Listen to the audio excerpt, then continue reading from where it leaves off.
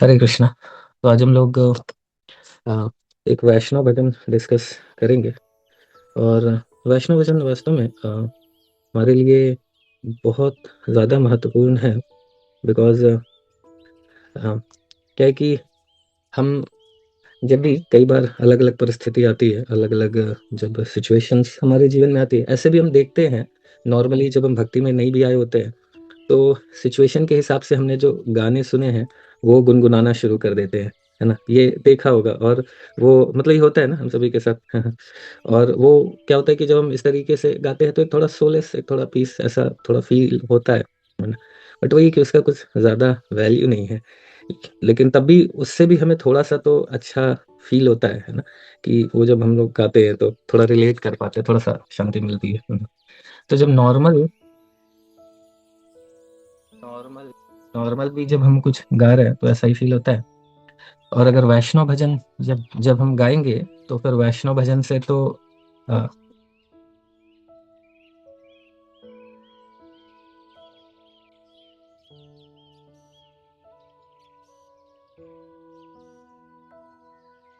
तो ऐसे भी हम जब अगर नॉर्मली भी अगर कोई जब गाना गाते हैं तो भी थोड़ा सा हमें अच्छा फील तो होता है। और वैष्णव सॉन्ग लाइक बहुत सिंसियर प्रार्थनाएं हैं ये, जो हमारे आचार्यों ने की है भगवान को और उनके गुरु परंपरा को।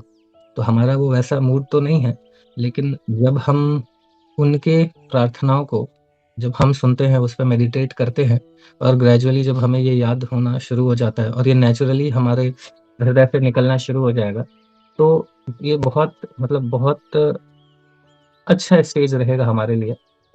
क्योंकि हमारी भी तो वो प्रार्थनाएं, वो भावनाएं नहीं है, बट जब हम उनके हृदय को समझते हैं, ये वैष्णव सॉन्ग बेसिकली क्या है, ये उनके हृदय से निकली चीजें हैं। मतलब बिल्कुल उनके जो हृदय में है ना, वो उन्होंने वैष्णव सॉन्ग के थ्रू प्रकाशित करा है। तो और तो मतलब इस तरीके से हम समझ सकते हैं कि ये बहुत एक तरीके से कॉन्फिडेंशियल बोला जाए, ट्रेजर है ना? ये वैष्णव भजन जो है ये वास्तव में ट्रेजर है, क्योंकि इनके माध्यम से हमारे जो आचार्य है उनके हृदय में क्या चल रहा है उसको हम जान सकते हैं, समझ सकते हैं। क्योंकि ये वैष्णव भजन उन्होंने यूट्यूब पे पब्लिश करने के लिए और इंस्टाग्राम पे डालने के लिए, कितने फॉलोअर्स बुलाने के लिए नहीं लिखा है। ये सारे वैष्णव भजन एक जेन्यून उनका हृदय का उद्गार है भगवान के लिए, उनकी गुरु परंपरा के लिए। तो बहुत बहुत महत्वपूर्ण है ये सारे वैष्णव भजन। और जैसे जैसे सिद्धांत चैतन्य प्रभु जी कई बार इस बात को बताते हैं कि हमें धीरे धीरे वैष्णव भजन को याद करना चाहिए। क्योंकि ये जब हम ऐसा गुनगुनाते रहेंगे तो हमारा जो एक अलग मूड है ना, इस भौतिक जगत में एकदम डिफरेंट मूड है, गाने भी डिफरेंट है ना, लोग भी डिफरेंट, एनवायरनमेंट भी डिफरेंट। लेकिन ये जो वैष्णव भजन है वो हम गाते गुनगुनाते रहेंगे तो फिर हमारा जो गोल है वो थोड़ा सा क्लियर होता रहेगा। तो आज हम लोग एक जो वैष्णव भजन डिस्कस करने वाले हैं, है ना, वो बहुत सुंदर भजन है। इसके पहले हमने प्रभुपाद जी के कुछ दो वैष्णव सॉन्ग डिस्कस करे हैं, और पोयम दो, और एक हमने करा था गौरांगा बोलिते हबे ऐसा पुलक शरीरा, उस पर हमने डिस्कशन करा था। आज हम लोग सिंपल सा बहुत एक भजन है, भजो रे मन, हमने सुना भी होगा कई बार, तो थोड़ा सा उसके ऊपर चर्चा करेंगे। तो मैं एक बार स्क्रीन शेयर भी कर लेता हूँ।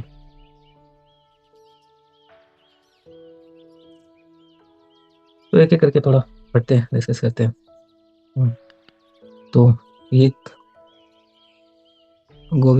श्री गोविंद दास जी के द्वारा लिखा गया है। तो पहला पैरा है, भजहूँ रे मन श्री नंद नंदन अभय चरनारविंद रे, दुर्लभ मानम जन्म सत्संग तरहूँ हे भव सिंधु रे। तो शिला प्रभुपाद जी इसको अपने परपट में इसको एक्सप्लेन करते हैं कि अभी सबसे ज्यादा जो हम एसोसिएशन लेते हैं वो एक एक व्यक्ति का है। और वो व्यक्ति कौन है? हमारा मन। सबसे ज्यादा हम अपने मन का ही एसोसिएशन लेते हैं। और जैसे uncontrolled mind is the biggest enemy and controlled mind is the biggest friend. तो मन अगर हमारे नियंत्रण में है, मन अगर हमें अच्छी बातें बता रहा है ना, तो फिर हम हमेशा हैप्पी रहेंगे, पीसफुल रहेंगे। और मन अगर हमारा शत्रु बना हुआ है, अनकंट्रोल्ड है ना, और गलत चीजों में ले जाता है, तो फिर हर सारा क्राइम शुरू कहाँ से होता है? मन से ही होता है ना। हर कुछ मन से ही प्रकट होता है, चाहे भगवान की सेवा करने की इच्छा या भगवान से द्वेष करने की इच्छा, सब कुछ मन से ही प्रकट होता है ना। और ये मन ही हमें चाहे तो भगवत धाम भी लेके जा सकता है, और ये मन हमें सीधा नर्क भी लेके जा सकता है। तो ये मन को सही दिशा में लगाना बहुत महत्वपूर्ण है। तो यही अपने मन को रिक्वेस्ट कर रहे हैं कि मन है ना, क्या भजो हूँ रे मन, है ना, क्या करो आप भजन करो, किसका? श्री नंद नंदन, है ना, भगवान, जो भगवान है ना, नंद महाराज जी के बच्चे नंद नंदन है, उनका भजन करो। क्यों भजन करो? क्योंकि वही क्या प्रदान कर सकते हैं? अभय चरण, है ना, जिनके चरणों में अभय है। हर व्यक्ति चाहता है कि अपने जीवन में फियरलेस रहे। हर कोई यही चाहता है ना। हम अच्छी कंपनीज में जॉब करते हैं और प्रयास करते हैं, है ना, कि अच्छे से अच्छी कंपनी मिले, और लोगों में इन्वेस्ट करते हैं। ये सारा कुछ तो इसीलिए करते हैं ना, क्योंकि हम सभी को एक हमेशा एक इनसिक्योरिटी, एक डर फील हमेशा ही होता है जीवन में। हमेशा हम एक ना एक फियर फील करते हैं कि पता नहीं क्या होगा, क्या नहीं होगा, है ना। हर पल पल पल पे वो एक फियर तो फील होता है।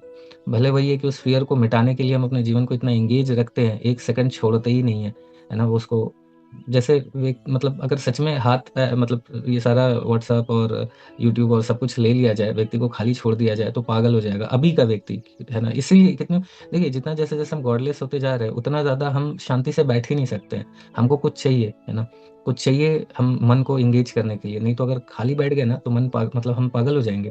क्योंकि हर किसी के हृदय में ये फियर, ये डर है ना। उसी डर को मिटाने के लिए हम, है ना, माउंटेन ड्यू से लेके, है ना, ब्लेंडर से स्प्राइट और पता नहीं क्या क्या पीते हैं, है ना। तो ये डर तो, बट ये डर ऐसा है कि ये कभी जाने वाला है नहीं, है ना, हमेशा ही डर रहेगा। और एक फियर हमेशा रहता है फ्यूचर के विषय में, है ना, पास्ट के विषय में, इसके विषय में, उसके विषय में। तो इस डर से निकलना, है ना, ये बहुत महत्वपूर्ण तो है ही, तभी हम पीसफुल रह सकते हैं। बट हम कितना भी माउंटेन ड्यू गैलन का गैलन पी ले, ये डर तो नहीं निकलने वाला है ना। डर तो बस एक ही चीज से निकलेगा, वो क्या है? भगवान के चरण का शेल्टर लेने से, है ना। और कोई तरीका है नहीं, और कोई तरीका नहीं। कुछ भी कर ले हम, भगवान के जब तक नंद महाराज के, है ना, के बेटे, है ना, भगवान कृष्ण के, जब तक उनके चरणों का हम शरण नहीं लेंगे, तब तक संभव नहीं है वो फियरलेसनेस को प्राप्त कर पाना, चाहे हम कुछ भी कर ले, है ना। तो यही कह रहे हैं कि गोविंदा जी की आप क्या करो मन, फिर बिल्कुल आप मेरी बात को सुनो, है ना। मेरा रिक्वेस्ट है कि आप क्या करो, आप भगवान को भजो, है ना। तो फिर बता रहे कि दुर्लभ मानव जन्म सत्संगे, है ना। तो मनुष्य जीवन बहुत बहुत बहुत दुर्लभ है ना। मानव जीवन 84 लाख योनियों में कितने कितने अनंत जन्मों को क्रॉस करते करते, है ना, हमें मानव जीवन मिला है। बहुत मुश्किल से मिला है, इतनी आसानी से नहीं मिला है। बहुत बहुत कितना पता नहीं, सोचिए कितने कितने क्या नहीं बने, है ना। मतलब कभी कीड़े बने होंगे, कभी हो सकता है मकोड़े बने हों, कभी स्पाइडर बने हों, कभी शेर, चीता, भालू, पता नहीं क्या क्या अपने इच्छाओं को पूर्ति करने के लिए 84 लाख योनियों में पता नहीं हम कब से अनंत जन्मों से भटक रहे हैं, है ना। तो और जैसे लोगों का, और ये डिजायर, एक तो क्या है कि हमारी डिजायर उत्पन्न होती है अलग अलग कार्यों को करने की। जैसी डिजायर उत्पन्न होती है, वैसा हम फिर वैसे अलग अलग योनियों में हम भटकते रहते हैं, है ना? तो और ये डिजायर भी कैसे उत्पन्न हो रही है? क्योंकि जिस तरीके का हम संग कर रहे हैं, जैसे लोगों का संग कर रहे हैं, वैसे हमारी डिजायर आती है। तो यही पे बता रहे कि एक तो दुर्लभ है, मनुष्य जीवन बहुत दुर्लभ है ना। तो इसमें क्या करो? सत्संग, है ना, जो डिवोटीज हैं, भक्तों हैं, उनका हम संग करें, और उनका संग करके हम बहुत क्लियर रहें। हमेशा इस बात को स्मरण रखें कि ये मनुष्य जीवन बहुत रेयरेस्ट ऑफ द रेयर है, और इसका अल्टीमेट पर्पस एक ही है, क्या करने के लिए? तरहूँ रे भव सिंधु रे, ये जो भव सागर है उसको क्रॉस करने के लिए ही हमें ये मनुष्य जीवन मिला है ना। तो ये बिल्कुल हम क्लियर रखें कि पर अल्टीमेट पर्पस क्या है।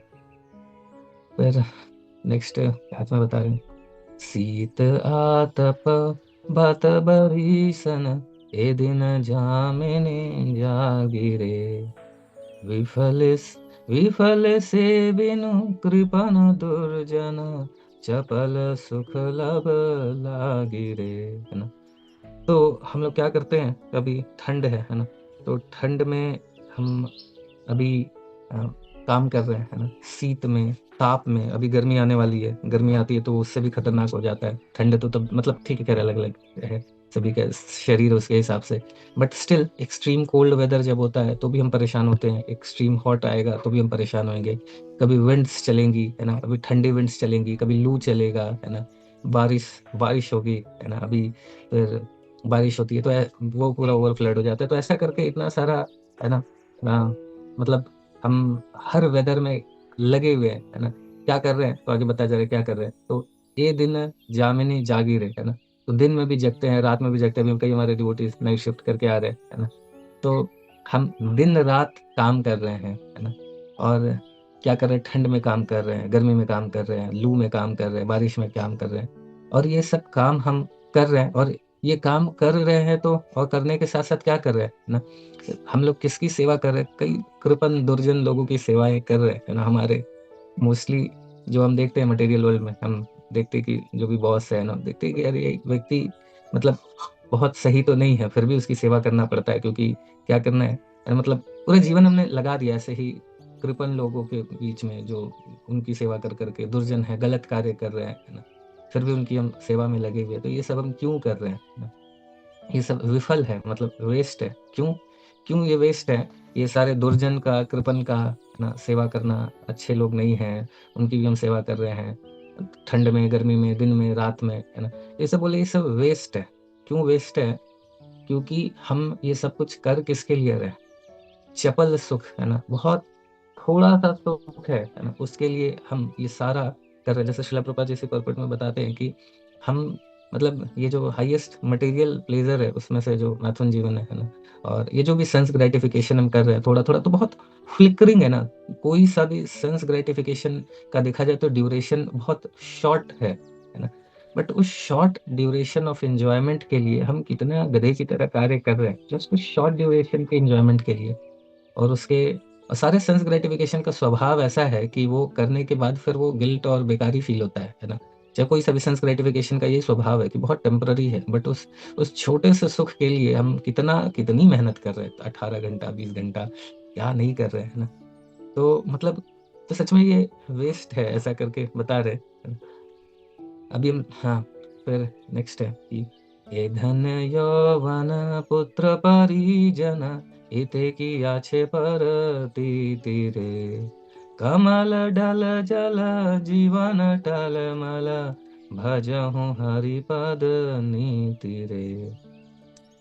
तो हम लोग ये सारा कुछ कर रहे हैं, दिन रात मेहनत कर रहे हैं, ऐसा दिन रात, ठंड में, गर्मी में, बारिश में, सब कर रहे हैं, है ना? और ये सब करके अभी किस चीज को एंजॉय करने का प्रयास कर रहे हैं कि धन को, है ना, जो वेल्थ एक्वायर कर रहे हैं उसको करेंगे, अपनी यूथफुल डेज को, जवानी है दीवानी, है ना, उसको एंजॉय कर रहे हैं, है ना?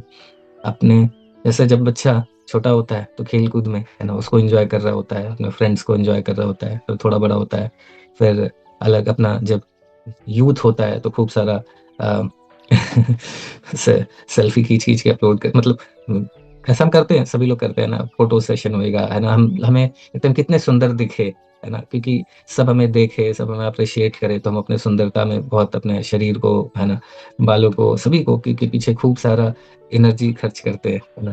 क्योंकि अभी यौवन है, उसको एंजॉय करते हैं, जो धन एक्वायर कर रहे हैं ऐसे गधे की तरह काम करके, उसको एंजॉय कर रहे हैं। फिर हमारे बच्चे होते हैं, उनका टेक केयर, है ना, उनका, उसमें हम एंजॉयमेंट खोजते हैं, है ना? कि जैसे ना, तो जो छोटा बच्चा होता है फिर उसको, मतलब जब हम अपने खेल में एंजॉय कर रहे हैं, थोड़ा बड़ा होता है, बड़े होते हैं तो फिर थोड़ा गर्लफ्रेंड बॉयफ्रेंड बनाते हैं, उनके साथ थोड़ा एंजॉयमेंट करते हैं। फिर थोड़ा सा शादी हो जाती है, फिर उसके बाद थोड़ा एंजॉयमेंट, फिर उसके बाद पैसा कमाते हैं, उसको थोड़ा करने का प्रयास करते हैं, फिर बच्चे हैं, उनका टेक केयर, उसमें आनंद लेने का, रिलेटिव्स को, है ना? तो यही सब करते करते हमारा क्या है, जीवन निकल रहा है ना? तो आगे ये बोल रहे हैं कि देखो, कमल डल जल जीवन अटल मल, है ना? तो ये सारा एंजॉयमेंट हम करते करते करते हमारा जीवन कब निकलता है हमें पता ही नहीं चलता है। और जैसे अ, एक कमल में या किसी भी लीफ में, अगर कमल का जो लीफ होता है या कमल के ऊपर भी एक बारिश की बूंद गिरती है, तो जो बारिश की बूंद अगर गिरती है या छोटा सा पानी का बूंद है, तो आपने देखा होगा कि अगर कमल नहीं भी देखा होगा, नॉर्मली अगर किसी पत्ते के ऊपर पानी रखे, है ना, तो कैसा हिलता डुलता रहेगा, हल्का सा भी पत्ता हिलेगा, और कब वो बारिश की बूंद या पानी की बूंद आप डाल के देखिएगा किसी पत्ते पे, तो जैसे ही वो कब, मतलब हम उसको टिका के रखना बहुत मुश्किल है, कब गिर जाए वो पानी की बूंद हमें पता ही नहीं चलता, कभी कभी भी गिर सकता है ना? तो उसी तरह बताया जा रहा है कि जैसे कि अ, ये एक पत्ते के ऊपर पानी की बूंद जैसे रखना बहुत मुश्किल है टिकाना, उसी तरह मतलब पता नहीं कब गिर जाए, उसी तरह जीवन है ना? जीवन है टलमल, है ना? जीवन भी वैसा ही है, हमारा कोई भरोसा नहीं है कि कब हमारे साथ क्या हो जाए। और वास्तव में पता नहीं चलता है। कई बार हम अलग अलग टाइप के एक्सीडेंट्स देखते हैं तो लगता है कि यार सच में लाइफ इज सो अनप्रेडिक्टेबल। अभी कितने सारे ऐसे अनुभव रहे होंगे हम सभी के। अभी जस्ट एक वीक पहले डीएमआरसी में भी मैंने बताया भी था शायद आप लोगों को कि वो क्या है अपना, मतलब एक हमारे कलीग ही थे, तो ठंड में ऐसे इसी तरीके से हीटर चला के सो रहे थे एंड फिर आग लग गई और सफोकेशन से उन लोगों का डेथ हुआ। फिर पूरी बॉडी, मतलब अपने बच्चे का सबको बहुत अच्छे से टेक केयर करके रखते थे और मतलब अच्छे काफी अच्छा सलाह भी सभी को देते थे सब चीज, लेकिन जीवन कब कैसा हो पता नहीं चलता है। और पति पत्नी और बच्चे तीनों लोग सो रहे थे और रात को ऐसा हुआ कि वो पूरा सफोकेट करके डेथ कर गए। सुबह जब पूरा आग लग गई तब पता चला and then completely burn out हो चुके थे। तो मतलब पता ही नहीं चलता है कब क्या हो। 2 दिन पहले, जस्ट एक दिन पहले एंजॉय कर रहे हैं, सब चीज कर रहे हैं, है ना। अगले दिन क्या होगा। अभी गर्मी आएगी तो कई लोगों का एसी फटेगा। तो जीवन, so life is so unpredictable. कभी कुछ बीमारी निकल के आती है, कभी कुछ बीमारी निकल के आती है। हमारे साथ क्या है कि जब कोई समस्या नहीं होती है तो एंजॉयमेंट में जीवन निकाल देते हैं। कुछ समस्या हो जाती है तो फिर सोचते हैं कि यार अब तो समस्या हो गई, अब क्या भक्ति करें, है ना। इसकी तबीयत खराब, उसकी तबीयत खराब, खुद की तबीयत खराब, खुद की परिस्थिति खराब। तो जब परिस्थितियां ठीक रहती है तो हम एंजॉय कर रहे होते हैं, जब परिस्थिति खराब हो जाती है तो फिर हम दुखी हो रहे होते हैं। तो हम भक्ति करेंगे कब, है ना। तो लाइफ इज सो अनप्रेडिक्टेबल। हमारा भी जीवन का कोई भरोसा नहीं है ना। तो क्या करना है, भजहूँ हरि पद नीति रे। तो क्या करो कि भगवान के हरिपद, भगवान के चरणों का भजन करो, यही यही सही है तुम्हारे लिए, ऐसा करके अपने मन को बता रहे हैं। तो फिर है श्रवण कीर्तन स्मरण वंदन पाद सेवन दास रे, पूजन सखी जन आत्मनिवेदन गोविंद दास अभिलाष रे। तो क्या करना है, तो फिर हम करें क्या, ठीक है। तो अभी बताया जा रहा है, लास्ट में कंक्लूड करा जा रहा है कि क्या करें। जितना ज्यादा हो सकता है भगवान के विषय में श्रवण करे, है ना। भगवान का कीर्तन करे, कीर्तन मतलब भगवान के नाम रूप गुण लीला का, है ना। भगवान को स्मरण करे, बेस्ट वे है स्मरण करने का। भगवान के स्मरण में भी भगवान के नाम गुण रूप लीला के माध्यम से स्मरण किया जा सकता है। और उसमें से बेस्ट है भगवान का नाम चैंटिंग करना, है ना। उसी, तो उसको हम ज्यादा से ज्यादा प्रयास करें करने का। वंदन, है ना। वंदन, भगवान का वंदन करना, उनके पाद की सेवना सेवा करना, भगवान की सेवा करना, दास्य भाव में भगवान की सेवा करना, है ना। भगवान को पूजना एज ए फ्रेंड, सखी जन, है ना। आत्मनिवेदन करना, विनतियां करना, प्रेयर्स करना। तो ये है। और इसमें से भी देखिए एक, जैसे इसमें भी एक छोटा सा मैं पॉइंट आउट ऑफ कॉन्टेक्स्ट है, तो इसमें बता दे रहा हूँ कि ये सारा जितने भी, जैसे कई बार ये भी प्रश्न उठता है कि इस्कॉन में हमेशा आप दास्य भाव के विषय में बताते हैं, आप इसके विषय में नहीं यहाँ पे बताया जाता है। माधुर्य मतलब रस और बाकी चीजों के विषय में कम बताया जाता है। फ्रेंड्स एज ए सखा तो बताया तो जाता है, बट हम सभी के लिए क्या है ना कि ये सारे सारे रसों में जितने भी अलग अलग तरीके के रस हैं, उसमें दास्य रस सब में कॉमन है। तो शुरुआत हमें दास्य रस, हम ऐसा हम सोचेंगे कि नहीं हम तो गोपी हैं, हम तो ये हैं, हम तो वो हैं, ऐसा करके वो ठीक नहीं है। हमें शुरुआत में सारे रसों में दास से कॉमन है, तो हमें दास से रस से ही शुरुआत करनी चाहिए।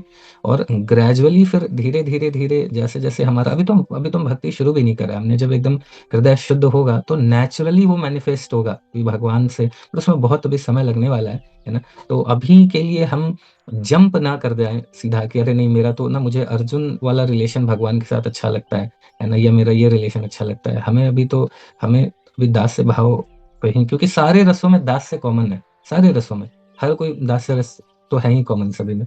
इसलिए हम अभी इनिशियली दास से रस में भगवान की सेवा करें, सेवक के रूप में, है ना। सर्वेंट ऑफ द सर्वेंट के रूप में। भगवान बोलते भी चैतन्य चरितामृत में कि जो मुझे अपना भक्त समझता है वो मेरा भक्त नहीं है, बट जो ये समझता है कि मैं भगवान के भक्तों का भक्त हूँ, वास्तव में मेरा भक्त है। तो उसी तरीके से भगवान बोल रहे हैं। तो ये दास से भाव बहुत महत्वपूर्ण है। इवन बाकी रसों में भी ये तो दास से रस है ही। तो इसलिए दास से भाव में हम भी भगवान की सेवा करें, और इन सब माध्यमों के साथ साथ हम प्रयास करें कि खुद को भी भगवान को दे दे, है ना। तो एक बार हम लोग ये इसको फिर से एक बार पढ़ लेते हैं, मतलब थोड़ा गा लेते हैं, और फिर उसके बाद हम लोग अगर किसी का प्रश्न होगा तो डिस्कस कर लेंगे। ठीक है। तो भजहूँ रे मन श्री नंद नंदन अभय